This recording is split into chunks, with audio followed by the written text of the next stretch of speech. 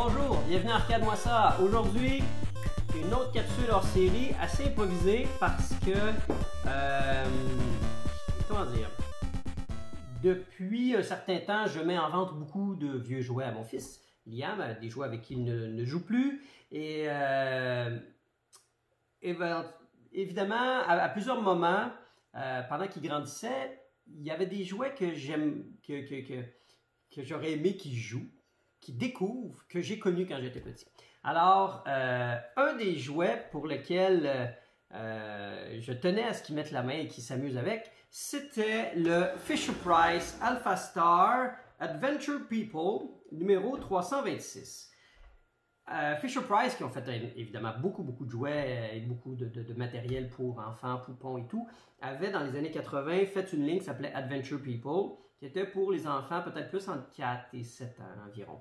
Et mon voisin d'en face, Mathieu, avait ce jouet-là. Et d'ailleurs, bro, Richard, je pense que tu vas t'en rappeler quand tu regardais Mathieu, sûrement que tu avais vu ce jouet-là. Et puis, j'avais eu un flash à un moment donné, il me semble qu'il y avait un jouet, un module lunaire spatial Fisher-Price, quand j'étais jeune, que j'aimais beaucoup, qui était vraiment nice, puis j'avais été capable de le trouver.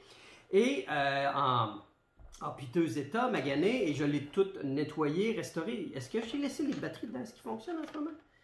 Est-ce qu'ils devraient... juste pour être sûr. Oui, les batteries sont dedans. Donc, ils devraient fonctionner parce que je l'ai ouvert au complet, parce que c'est un jouet vraiment cool. Parce que une des choses que je trouve vraiment intéressante avec cette lignée de jouets-là, c'est que c'était pas collé à une série télé, un dessin animé, comme par exemple les Maîtres de l'Univers ou des choses comme ça. C'était uniquement pour vendre des jouets. Alors que Fisher-Price t'a dit non, on a une ligne, entre autres, on a des stationnements de voitures, je pense qu'il y avait un aéroport, puis il y avait des jouets pour la petite banque, il y avait le jouet des médecins. Et il s'était dit, on va faire, dans toute la lignée de l'aventure spatiale des années 80, un module lunaire, out of the blue. Et ils se sont dit, on va appeler ça l'Alpha Star. Puis là, qu'est-ce qu'ils pourraient faire comme truc? Alors, ils pourraient peut-être avancer. Ah, tiens, il ne marche pas finalement. J'aurais aimé ça. Je vais peut-être faire une petite pause juste pour m'assurer qu'il fonctionne parce qu'il faut que vous le voyez en action. Bon, ben ça marche. Alors, j'avais besoin de faire un petit nettoyage avec mon crayon de fiberglass pour être capable de faire en sorte que le contact fonctionne. Alors, il y a... est-ce qu'il va foutre le camp à terre? Non, allez, come to me! Nice! C'est vraiment un super véhicule. Et puis, même si il avance et il recule, il faut quand même contrôler les roues avec la petite manette ici. Oh, jackknife!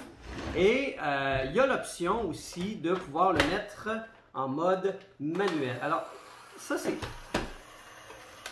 c'est quand même cool parce qu'en mode manuel, c'est comme si on enlevait la transmission, donc il n'est plus guidé sur rien, alors on peut juste l'avancer puis le reculer. Les roues sont complètement indépendantes du moteur.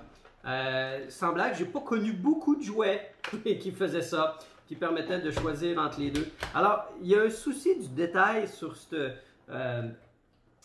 jouet-là qui vaut la peine d'en parler parce que, voyez-vous, j'étais un gros fan des Adventure People. Quand j'étais jeune, j'avais eu l'avion qui, elle, était le numéro... ils ont tous un numéro 367 et j'ai même aussi le pilote.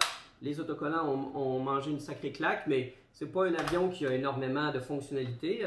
Il y a des petites roulettes, mais sinon, c'était pour faire planer. Et un autre module spatial qui, lui, avait des espèces de petits supports en plastique tuberlicotés, là, avec un pilote qui allait là-dedans. Alors ça, c'est le 365, si je me rappelle, 368. Alors, ces deux modules-là sont quand même bien, mais lui, c'est celui-là qui a, selon moi, le plus grand nombre de fonctionnalités. Alors, la première chose, c'est entre autres la cabine, qui peut se retirer, qu'on peut faire voler de la sorte, avec évidemment le canopy, le cockpit qui s'ouvre, avec son pilote. Il y avait des petites variantes de couleurs, ce pilote-là. Moi, c'est le modèle jaune. Après ça, l'affaire qui est cool, c'est que quand on avance, ça tourne. Mais non seulement ça tourne, mais il y a possibilité aussi de mettre le pilote sur la petite espèce de petit, on va dire, le scanner. Et ça fait en sorte que, vu que le truc est guidé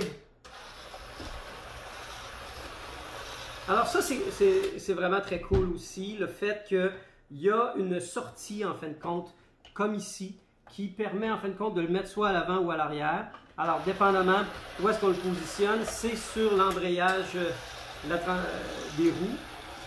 Alors, le pilote va faire son scanning à gauche ou à droite, en avant ou à l'arrière. Après ça, il y a un petit support ici pour un petit bras. Voyons, c'est quoi ça, cette espèce de grumeau-là? Ici, il y a un petit bras mécanique pour aller agripper, je ne sais pas trop, laissez libre cours à votre imagination. En fait, c'est peut-être pour aller capturer la super créature de l'espace, qui elle aussi sort de nulle part, qui est une pure création de A à Z, faite par les développeurs de jouets de Fisher-Price. Alors peut-être que ça permettait de l'agripper. Et à l'arrière, il y a la sortie pour le petit droïde, le petit module de peut-être d'échantillonnage de sol lunaire qui permettait de ramasser un peu de terre ou peut-être de faire des push-ups et de lever le robot. Alors oui, c'est un jouet qui m'a beaucoup marqué quand j'étais jeune et peut-être que vous ne le savez pas, mais j'en ai déjà parlé sur ma chaîne. Ça aurait été vraiment un de mes rêves de faire du développement de jouets. J'aurais adoré travailler pour des compagnies comme Mattel, Hasbro, Kenner et développer des jouets, et ça très tôt dans mon enfance. Et c'est pourquoi j'ai encore beaucoup d'émerveillement quand je vois ce genre de jouets-là et qu'on peut donc dire des trucs tellement clichés du genre « ça se fait plus des jeux de même ». Il y a encore des très bons jeux qui se font, mais sous cette forme-là, sous cette facture-là, Fisher-Price est encore en vie, il roule encore, et je crois que c'est encore un signe de qualité, un gage de plaisir qu'on se procure du Fisher-Price pour nos enfants. Mais celui-là, je trouve qu'en 1983, il sortait vraiment beaucoup du lot. Alors, je tenais à vous en parler avant qu'il quitte parce que je l'ai vendu et il s'en va aujourd'hui par la poste. Alors, je voulais faire une capsule pour archiver ce super beau petit module-là et vous en faire part parce que je crois que je suis pas le seul à avoir eu un certain attachement pour les jouets Fisher-Price. Alors merci d'être à l'écoute, portez-vous bien et à la prochaine.